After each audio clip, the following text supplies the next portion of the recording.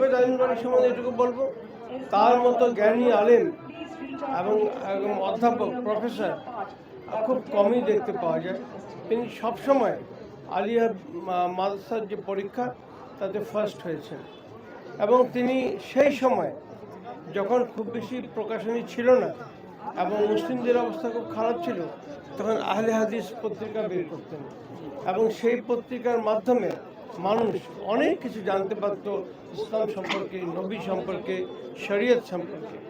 তাই আমি বলবো তার যে অসাধারণ খিদমত রয়েছে বাংলার মুসলিমদের জন্য, সেটা বাংলার মুসলিমদের উপলব্ধি করা উচিত, এবং কোনো ফিকা মানে কার কে ফিকা অনুসরণ করে সব বাদ দিয়ে একজন পণ্ডিত, একজন ইসলাম বিশেষজ্ঞ যে তাফসীরটি করেছেন, সেটা তাদের খুবই মানে একটা দারুণ গিফট হবে তাদের যে বাড়িতে কিনে নিয়ে যাবে। আরও ভালো হচ্ছে যে অনেকে আরবি জানেন না, তো তার জন্য আরবি উচ্চারণ দেওয়া হয়েছে, তার মানে দেওয়া হয়েছে, তার তাফসীর দেওয়া হয়েছে। তো এই সবগুলো কিন্তু ওই কয় খণ্ড হয়েছে, দু খণ্ডে। তো আমি বলবো যে আমাদের সকলেরই এই বইটি অবশ্যই, এই পুস্তকটি, এই তাফসীরটি, পবিত্র কোরআনের তাফসীর, এটা সংগ্রহ করা উচিত এবং সবাই। ধন্যবাদ।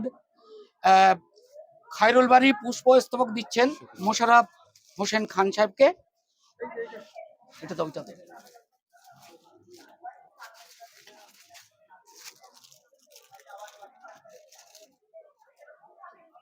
ধন্যবাদ।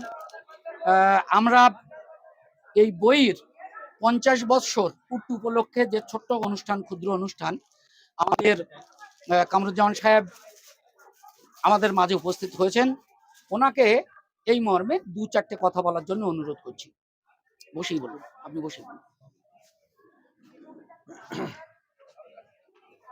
অধ্যাপক হাফেজ আইনুল বারী সাহেব সম্প্রতি ইন্তেকাল করেছেন।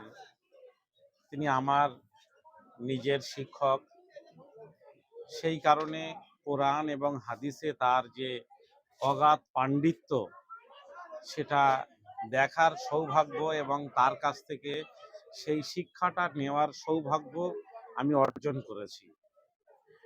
আমি দেখেছি যে কোরআন এবং হাদিসের উপরে তার কতটা দখল ছিল। যে কোনো বিষয় উপস্থাপন করলে পবিত্র কোরআনের কোন অংশে সেই বিষয়টি আলোচিত হয়েছে, কিংবা হাদিসের কোন অংশে, কোন বিভাগে, কত পৃষ্ঠায় সেই হাদিসটি উল্লেখিত হয়েছে, এটা সব সময় যেন কম্পিউটারে যেভাবে ক্লিক করলেই সামনে আসে, তার থেকেও অনেক তাড়াতাড়ি তৎকালীন সময়ে, যখন কম্পিউটার আবিষ্কার হয়নি, তখন হযরত মাওলানা অধ্যাপক আইনুল বারী সাহেবের সামনে আসতো। তো তিনি বাংলার একজন কৃতি সন্তান, এবং তিনি বহু গ্রন্থ নিজে লিখেছেন। নিজে যেমন পড়াতেন, যেমন তিনি বক্তব্য রাখতেন, এবং তার সাথে সাথে সব বিষয়ে তিনি মানুষকে বিশুদ্ধ হাদিস, বিশুদ্ধ কোরআনের অংশ, বিশুদ্ধ যে ইসলামী বক্তব্য মানুষের কাছে তুলে ধরার জন্যে তার আজীবন একটা প্রচেষ্টা ছিল। এবং এই যে লেখা, ইসলামী খেদমত, ছাত্রদের পড়ানো, ছাত্রদের গড়ে তোলার পাশাপাশি তিনি একজন বড় হৃদয়ের মানুষ ছিলেন।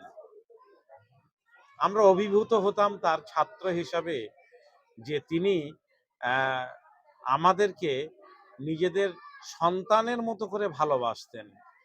তিনি জনে জনে খবর রাখতেন। কেউ অসুস্থ হলে বা ক্লাসে দীর্ঘদিন অনুপস্থিত থাকলেও তার যেদিন প্রথম দেখা হতো, তিনি তার খবর নিতেন। তো এভাবে যেমন ছাত্র, একজন আদর্শ শিক্ষককে মানুষ বা ছাত্ররা পায়, বারী সাহেবকে আমরা একজন আদর্শ শিক্ষক হিসাবেও পেয়েছিলাম। আমি আশা করব যে তার রচিত, তার লিখিত যে সমস্ত কিতাব আছে, সেটা নার্সারি স্কুল থেকে শুরু করে বিভিন্ন বিষয়ের তার লেখা যে পাঠ্যপুস্তকগুলো আছে, সেগুলো তার যারা উত্তরাধিকারী তারা সেগুলো যত্ন সহকারে সেগুলো নতুনদের কাছে পৌঁছে দেওয়ার চেষ্টা করবেন, এবং আমরা চেষ্টা করব যে তার ভাবনাকে মানুষের কাছে পৌঁছে দেওয়ার এবং প্রসারিত করার। আমরা আশা করব যে আল্লাহ তারকে জান্নাত উচ্চ মাকাম দান করবেন আমিন। এবং তাকে আহ, আহ, উচ্চ সম্মানে সম্মানিত করবেন। আমি অধ্যাপক হাফেজ আইনুল বারী সাহেবের সংস্পর্শ পেয়ে, তার কাছ থেকে শিক্ষা পেয়ে, তার আদর্শ আমি নিজে সচক্ষে দেখার সৌভাগ্য অর্জন করে আমি গর্বিত। আসসালামু আলাইকুম, আল্লাহ হাফেজ। ধন্যবাদ কামরুজ্জামান ভাইকে। তিনি সংক্ষেপে হাফেজ আইনুল বারী সম্পর্কে, অধ্যাপক সম্পর্কে, একজন মানুষ সম্পর্কে, একজন ব্যক্তিত্ব সম্পর্কে যেভাবে তুলে ধরলেন, সত্যি অনন্য। আমি এই মর্মে একটা লাইন সংযোজন না করলে হয় না। অনেকবার আমি কথাটা বলেছি, আবার আপনাদের মিডিয়ার সামনে এই কথাটা বলছি। হাফেজ আইনুল বারী সাহেবের লেখা নামাজ শিক্ষা, যেটা আমরা নামাজ শিক্ষা পড়ি, পার্ট 1 পার্ট 2, প্রথম খণ্ড দ্বিতীয় খণ্ড, এই নামাজ শিক্ষা ইংল্যান্ডে ইংরেজিতে পাওয়া যায়। এই নামাজ শিক্ষা আমেরিকাতে ইংরেজিতে পাওয়া যায়, ওনার লেখা বই। হাফেজ আইনুল বারীর লেখা বই করাচিতে পড়ানো হয়। হাফেজ আইনুল বারীর লেখা নামাজ শিক্ষা এবং অন্যান্য বই ইন্দোনেশিয়ায়, মালয়েশিয়ায় পড়ানো হয়। হাফেজ আইনুল বারী সাহেবের হজ ও ওমরা বইটা, যারা আজকে হজ করতে যান ভারতবর্ষ থেকে বা অন্যান্য দেশ থেকে, এই ভাষা, এই বইটা সৌদি সরকার 84টা ভাষায় ডাবিং করে সমস্ত হাজিদের ডিস্ট্রিবিউট করেন। তো তিনি হলেন হাফেজ আইনুল বারী। তো আমরা হারিয়েছি তানাকে, আমরা অভিভাবকহীন বলে আমি ব্যক্তিগতভাবে মনে করি যে পশ্চিমবঙ্গে জামায়াত আহলে হাদিস তথা যারা শিক্ষা জগতে যারা আছেন তার অভিভাবকহীন আর কি। এত বড় পণ্ডিত্য সম্পন্ন মানুষ চলে গেলেন, সত্যি আমরা অভিভাবককে হারিয়েছি। এবার আমি 2 মিনিটের অল্প সংক্ষেপে কিছু বলার জন্য মোশাররফ ভাইকে বলবো। অ্যাডভোকেট মোশাররফ হোসেন খান, বসে বলেন। আমি আজকে এখানে আন্তর্জাতিক 47তম বইমেলাতে এখানে উপস্থিত হতে পেরে, এবং এইখানে আজকে অধ্যাপক বারী সাহেব, আইনুল বারী সাহেবের বর্ণিত যে বই কোরআনের তফসির, আমপারা তফসির, এই বইটার 50তম বৎসরে পদার্পণ করেছে, এবং সেই অনুষ্ঠানে থাকতে পেরে নিজেকে ভীষণভাবে আনন্দিত, গর্বিত। সাথে সাথে আমি আইনুল বারী সাহেবের সঙ্গে আমার যোগাযোগ ছিল, তার সান্নিধ্য পেয়েছি। আমি অত্যন্ত বড় মাপের মানুষ, অত্যন্ত পণ্ডিত মানুষ, বিশেষ করে কোরআন এবং হাদিস তথা ইসলামিক যে ইসলামিক ফিলোসফির উপরে তার অত্যন্ত দক্ষতা এবং পাণ্ডিত্য ছিল, এটা বলবার কোনো অপেক্ষা রাখে। এবং তার প্রণীত যে সমস্ত বই রয়েছে, অনেকগুলো বই তিনি লিখেছেন যেগুলো অত্যন্ত মূল্যবান, যে বইগুলো আমাদের বিশেষ করে বাংলার সমস্ত মানুষের জন্য তথা বিশ্বের সমস্ত মানুষের ইসলামী শিক্ষার ক্ষেত্রে, ইসলামিক আলোর সঙ্গে যোগাযোগ হওয়ার ক্ষেত্রে অত্যন্ত একটা সেতু বন্ধনের কাজ করবে। তবে আইনুল বারী সাহেব তিনি 2020 সালে চলে গিয়েছেন। আমাদেরকে সত্যি কথা ঠিকই আমরা একজন পণ্ডিত মানুষকে হারিয়েছি। তো এই মানুষ আর কিছুদিন থাকলে পরে আমাদের বোধহয় ভালো হতো।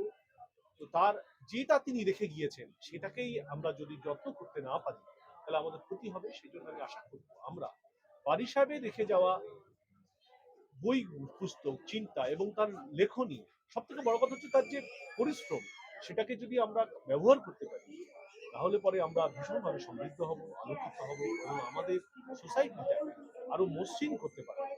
আর আমি বেশি এটা বলবো যে আইনুল বারী সাহেবের সুযোগ্য ছেলে এখানে খলিলুল বাসার আছেন, এখানে ফজলুল সাহেব আছেন, ওনারাও ওনাদের জায়গায় অত্যন্ত সফল, ওনারা আরো সফল হন, তাদের সফলতা কামনা করি। সাথে সাথে বারী সাহেবের জান্নাত কামনা করি আল্লাহর কাছে, আমিন।